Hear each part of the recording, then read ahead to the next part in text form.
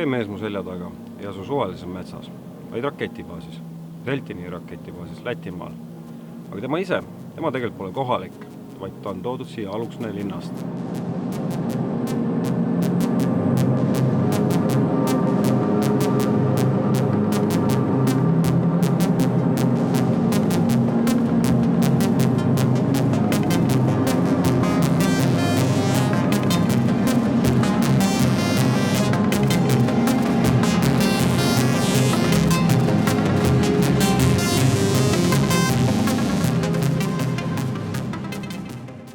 Ja kohalikud ei olnud ka need mehed, kes siin kunagi aega teenisid.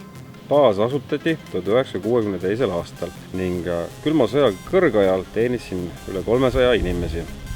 Baasi territooriumil asuvad kasarmud nii sõduritele kui ohvitseridele, baasi isiklik veetorn, siis siin on ka nii maa-aluseid raketilaskeseadeldusi kui maapealseid ja erinevad on ka rakettide hoidmiseks, sest selliste tuumarakettide puhul pidi olema tagatud alati teatud temperatuur, hoolimata kas oli väljas suvi või talv.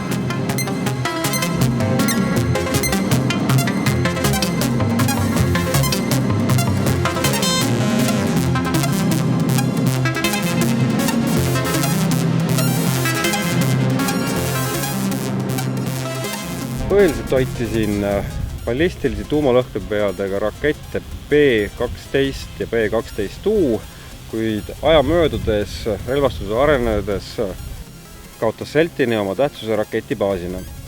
Kuid erinevalt teistest sarnastest ehitistest nii Eestis, Lätis kui Leedus ja võib-olla ka üle terve Nõukogude Liidu hoiti baasi töös kuni 90. alguseni, mil Vene väed kõikjalt Baltikumist lahkusid.